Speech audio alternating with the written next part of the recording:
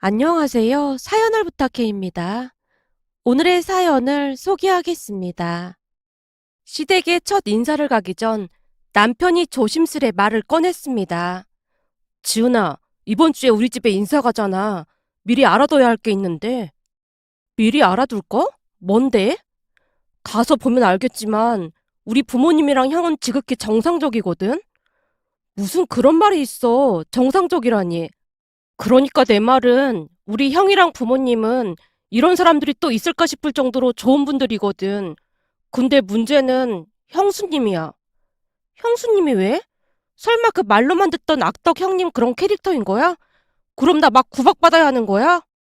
평소 장난기가 많던 남편의 표정이 갑자기 심각해 보였기에 또 장난인가 싶어서 저도 장난스레 말을 했는데요. 구박 그런 건 아니고 좀 많이 특이하다고 해야 하나? 사실 우리 집에 걱정이 하나도 없거든? 근데 유일하게 형수님 때문에 골치가 아플 지경이야. 대체 뭐가 문제인 건데? 그게 형수님이 눈물이 좀 많다는 게 문제야. 그게 무슨 문제가 돼. 대부분 여자들은 눈물이 많기 마련이야. 물론 나도 좀 이해가 안 되긴 하지만 특히나 감성적이고 하면 더 그렇더라고. 내 친구 현미도 눈물이 진짜 많은 편인데 영화 보다가 허구한 날 눈물을 흘리거든? 같이 영화 보기 창피할 정도라니까. 평소 제 성격은 사람이 없는 곳에서 뒷말하는 것을 많이 싫어하는 편이라 최대한 대수롭지 않게 반응하려 노력하고 있었어요. 하지만 여전히 심각한 표정으로 남편이 다시 말을 꺼냈습니다. 이게 그냥 평범한 정도가 아니라 도가 좀 지나쳐. 형수님 때문에 엄마가 신경쇠약에 걸릴 지경이거든. 뭐? 신경쇠약? 어느 날부터 엄마가 피곤하고 두통도 심하고 손도 떨리고 불면증까지 있다고 해서 병원에 갔더니 신경쇠약이라고 하더라고. 근데 문제는 형수님이 집에 온다고 하면 그 증상이 더 심해진다는 거야. 그러니까 전날 형이랑 형수님이 집에 온다고 하면 엄마가 잠도 잘 못 자고 내내 한숨만 쉬고 있거든. 아니 대체 눈물 많은 거랑 그런 게 무슨 상관이 있다는 거야? 난 도무지 이해가 안 되는데? 형수님이 우는 정도가 좀 심각한 정도야. 그냥 툭 하면 우는데 처음에는 안 그랬거든. 근데 그 사건이 있은 이후로 시작이 됐어. 라며 남편이 지나간 일들을 이야기하기 시작했습니다. 형님이 처음부터 그랬던 건 아니었다고 합니다. 물론 아주버님과 사귀는 동안에도 서로 다투고 나면 자주 눈물을 흘리긴 했지만 그냥 평범한 수준이었다네요. 그러던 어느 날 그 사건이 발생을 했다는데요. 그러니까 두 사람이 결혼을 하고 얼마 뒤 아주버님이 회사에 회식이 있다고 말을 하고는 연락이 두절된 채 외박을 했답니다. 그 바람에 집에서 눈이 빠져라 아주버님을 기다리던 형님은 난리가 났고 친정과 시댁에 전화를 해서 울고불고 하는 바람에 집안이 발칵 뒤집어졌다네요. 다음 날이 주말이었다는데 형님은 짐을 싸서 친정으로 가버렸고 안 사둔 어르신이 시어머니께 불만스레 전화를 했다네요. 사부인, 김서방의 전화도 안 받고 있다고 하네요. 결혼한 지 한 달도 안 됐는데 전화 한 통도 없이 외박이라니요. 김서방 그렇게 안 받는데 정말 실망했습니다. 우리 딸은 밤새 울어서 지금 실신하기 직전입니다. 아휴, 정말 죄송합니다. 그동안 이런 적이 단 한 번도 없었는데 이게 대체 무슨 일인지 모르겠습니다. 우리 딸이 그러는데 어젯밤에 회식한다고 했다더라고요. 그게 무슨 말이겠습니까? 죄송합니다. 우리가 계속 전화해서 뭔 일인지 알아보겠습니다. 물어보고 할 게 뭐가 있겠습니까? 술 먹고 어디서 자고 있다는 거겠지요. 전화를 못 받을 정도로 술에 취한 거 보면 어디서 뭔 짓을 했는지 누가 알겠습니까? 아무리 좋게 생각하려고 노력해도 이제는 김서방을 도저히 못 믿겠습니다. 어떻게 해야 할지 우리도 모르겠네요. 안 싸던 어르신이 땅이 꺼져라 한숨을 쉬다가 전화를 끊었다네요. 그 뒤 혼비백산한 시댁 가족들이 아주버님을 찾기 시작했고 계속해서 전화를 했던 모양인데요. 아침 10시가 넘어서야 아주버님이 전화를 받더랍니다. 그동안 맘졸이고 있던 시어머님이 폭발하게 되었고 집안이 떠내려가라 소리를 질렀다네요. 너 미쳤어? 지금 어디야? 결혼한 지 얼마나 됐다고 외박을 하고 있어? 내가 널 그렇게 키웠어? 대체 이게 뭐 하는 짓이야? 시어머님이 쉴 새 없이 몰아붙이고 있었고 아직 잠에서 덜 깬 아주버님이 어리둥절한 목소리로 물었다네요. 엄마, 왜 그래? 알아듣게 말을 해. 뭘 알아듣게 말을 해? 너 어제 어디서 잤어? 니처 지금 짐 싸서 친정 갔는데 대체 어쩔 셈이야? 내가 아침부터 사부인한테 싫은 소리를 들어야겠어? 뭐? 짐 싸서 처갓댁에 가다니 그건 또 무슨 말이야? 너 지금 어디냐고? 대체 어디서 잔 거야? 어? 잠깐만. 맙소사. 엄마, 나 어떡해? 나 밤새 차에서 잔 모양인데? 지금 차 안이야. 어제 회식 때 술을 많이 마셔서 중간에 빠져나왔었거든. 그래서 대리운전 부르려다가 그만 잠이 들었었나 봐. 어떡하지? 뭐? 그럼 밤새 차에서 잤단 말이야? 널 어쩌면 좋으니? 아니, 그동안 외박 한 번 안 하던 인간이 왜 결혼하고 외박을 하고 난리야? 너 당장 처갓댁에 가서 무릎 꿇고 빌어. 시어머님이 고래고래 소리를 지르고 있었다는데요. 아주버님이 이야기하길 평소 술을 잘 못 마시던 아주버님이 그날따라 술을 많이 마셨다고 합니다. 결혼한 지 얼마 되지 않았기에 회사 상사분이 장난으로 계속해서 술을 건넸던 모양이었어요. 착한 아주버님은 거절하지 못한 채 받아먹었고 술에 잔뜩 취한 채 인사불성이 됐다고 합니다. 그 와중에도 집에 가야 한다는 생각으로 홀로 회식 자리에서 빠져나와 차에 올라타서 대리운전을 부르려고 했던 모양인데요. 대리를 부르던 중 잠이 쏟아졌고 한 10분만 자다가 부를 생각이었다네요. 그런데 그만 그대로 잠이 든 채 아침이 되었던 것이죠. 결국 아주버님은 처갓댁에 가서 무릎까지 꿇고 빌고 또 빌었다고 합니다. 주차장에서 밤새 잤다는 아주버님의 말을 아무도 믿지 않아서 다 같이 그 식당에 가서 CCTV까지 확인을 했다네요. 그나마 천만다행이었던 것이 주차장에 CCTV가 있었다고 했으니까요. 그렇게 오해는 풀리게 되었지만 형님이 마음고생한 것에 대해 화가 머리끝까지 난 안서둔 어르신이 다시는 외박을 하지 않겠다는 각서까지 쓰라고 해서 아주버님이 각서까지 썼다고 합니다. 문제는 형님에게 미안했던 시부모님이 형님 눈치를 보기 시작했고 그 뒤부터 형님이 변하기 시작했다네요. 조금만 불만이 있어도 입을 꾹 다문 채 눈물만 뚝뚝 흘렸다고 합니다. 그러니까 그 사건으로 인해 형님에게는 세상 든든한 방패막이가 생긴 셈이죠. 그로 인해 시어머님은 신경쇠약에 걸릴 정도였다는데요. 정말이지 형님이 시도 때도 없이 눈물을 흘렸다고 합니다. 어느 날은 다 같이 외식을 갔다는데 형님이 눈물을 흘리는 바람에 잠시 후 식당을 옮기기도 했다네요.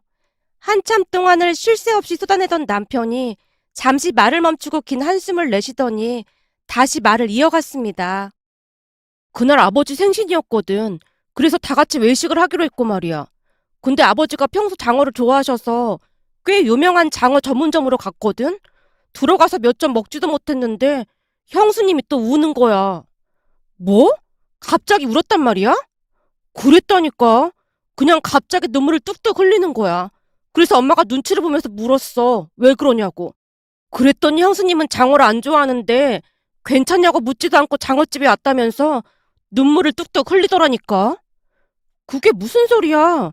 그날은 아버님 생신이었다며. 내 말이 그 말이야. 어찌나 기가 막히던지 내가 한 소리 하려고 했는데 엄마가 말리더라고. 결국 장어 몇 점 먹지도 못하고 형수님이 좋아하는 한우 먹으러 갔어. 뭐?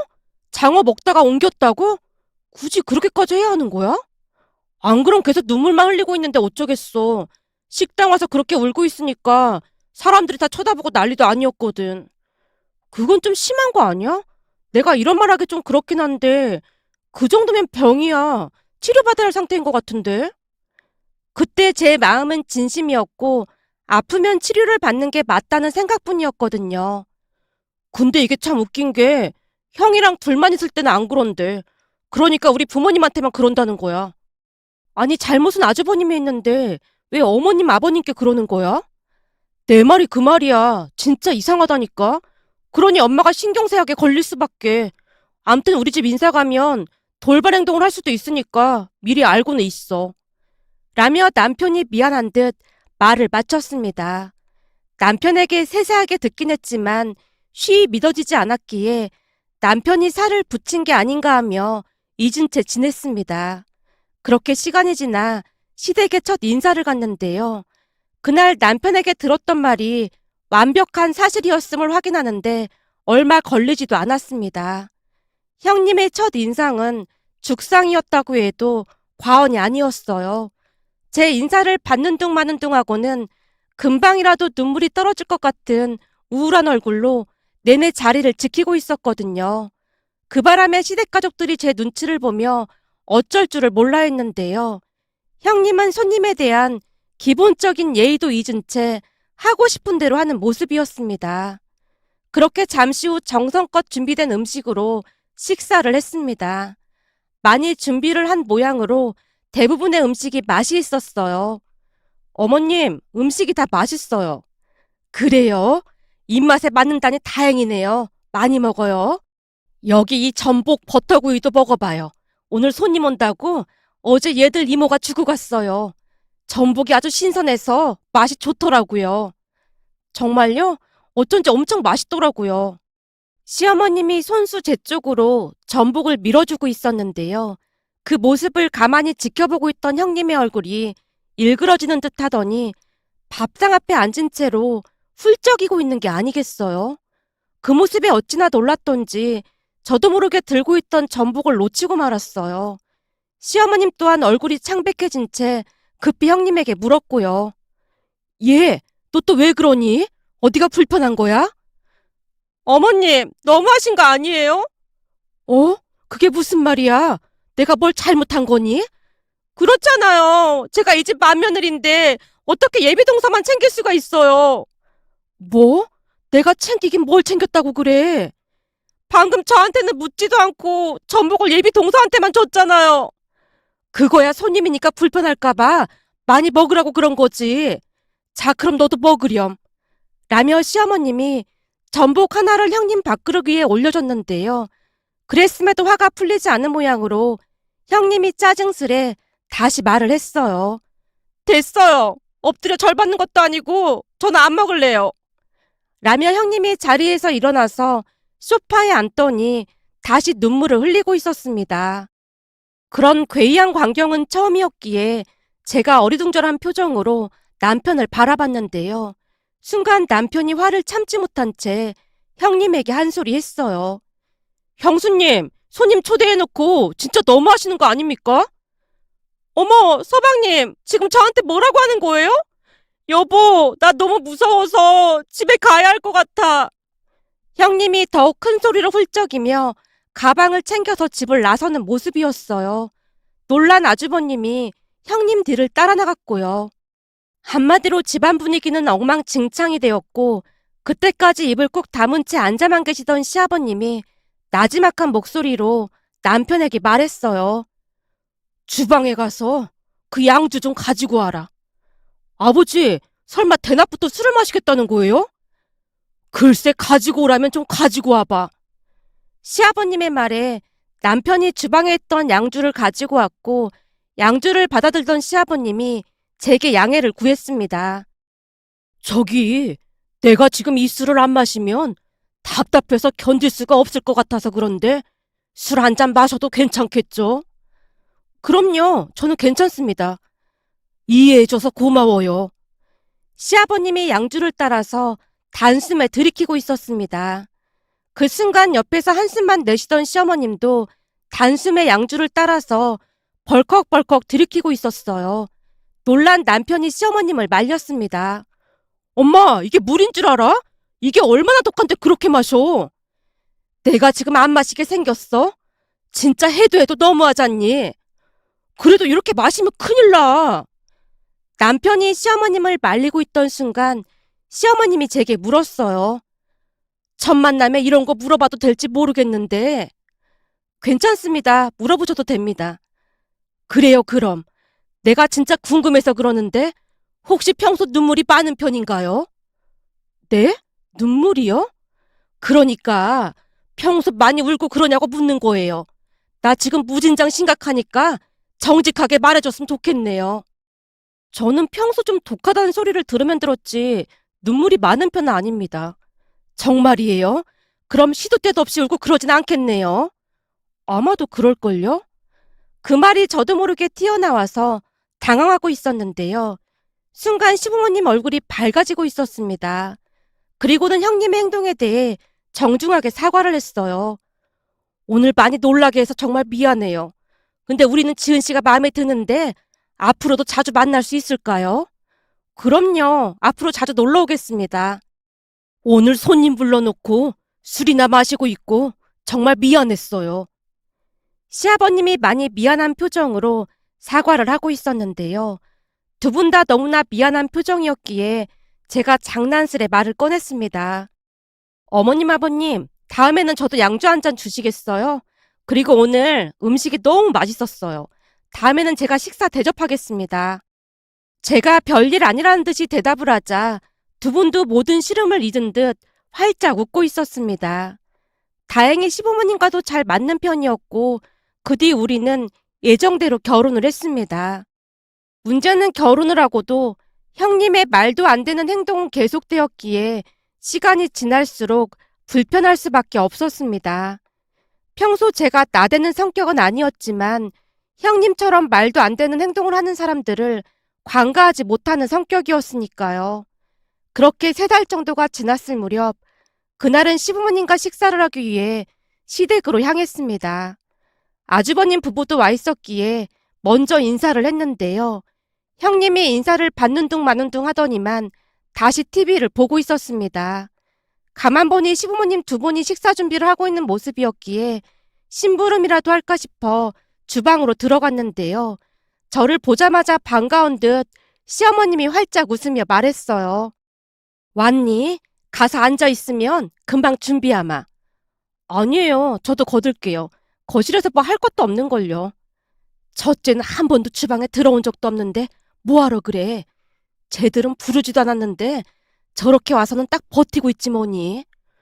그럼 형님네는 안 부르셨던 거예요?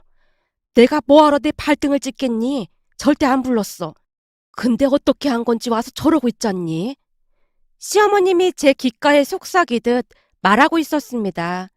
그런데 그 순간 형님이 주방으로 들어오다가 그 모습을 보게 되었고 시어머님이 제 귓가에 속삭이는 모습을 보고 다시 울상을 지었어요. 어머님, 뭐예요? 어? 내가 뭘? 시어머님이 경기를 하며 자세까지 고치고 형님에게 대묻고 있었는데요. 지금 동서한테 귓속말로 뭐라고 하셨잖아요. 혹시 제 욕하신 거예요? 뭐? 욕이라니? 넌 날 뭘로 보고 그런 말을 하는 거니?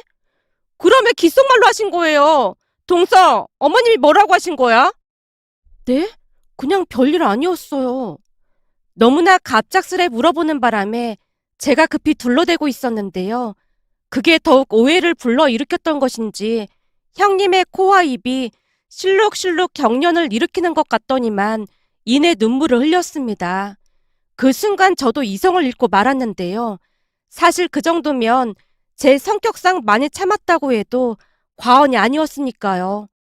그나마 형님이 시댁 가족이었기에 참아줬던 것뿐이었습니다. 그렇게 형님이 눈물을 뚝뚝 흘리고 있던 순간 저도 모르게 주방 바닥에 자리를 잡고 발라당 드러누워서는 집안이 떠내려가라 울부짖었습니다. 형님, 나는 아무 짓도 안 했어요. 안 했다고요. 근데 왜 나한테 뭐라고 하는 거예요? 어머님, 아버님, 저는 억울해서 이렇게는 못 살겠습니다. 대충 그런 식으로 울부짖었던 것 같은데요. 나중에는 팔과 다리, 그리고 머리까지 마구마구 흔들어대면서 집안이 떠내려가라 울부짖어댔습니다. 머리를 바닥에 너무 흔들어대서 뒤통수가 쓰라릴 정도였으니까요.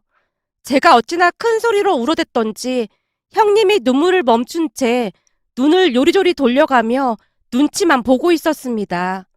그때 당시 제가 왜 그랬는지는 잘 모르겠지만 어느 날부터 형님의 모습을 보며 우리 조카가 떠올랐습니다. 그러니까 조카가 떼를 쓰거나 하면 제가 장난스레 더 큰 소리로 울면서 나자빠졌더니 조카가 오히려 창피한 듯 울음을 그치는 모습이었으니까요.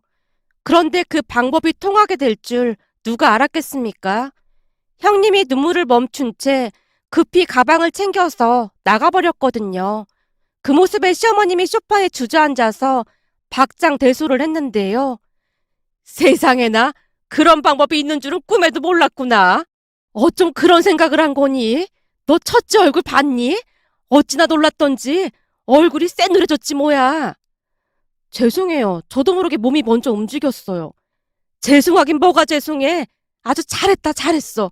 너 말이야. 앞으로 그 방법 계속 써봐라. 이번 참에 첫째 버릇 좀 고쳐보자. 시어머님이 배까지 움켜잡고는 떼굴떼굴 구르는 모습이었고 시아버님은 주방으로 가더니 제일 비싼 양주를 꺼내와서 직접 양주잔에 따르더니 제게 내밀었습니다. 이게 엄청 비싼 양주야. 오늘은 너랑 한 잔 마셔야겠구나. 너 오늘 아주 멋졌다.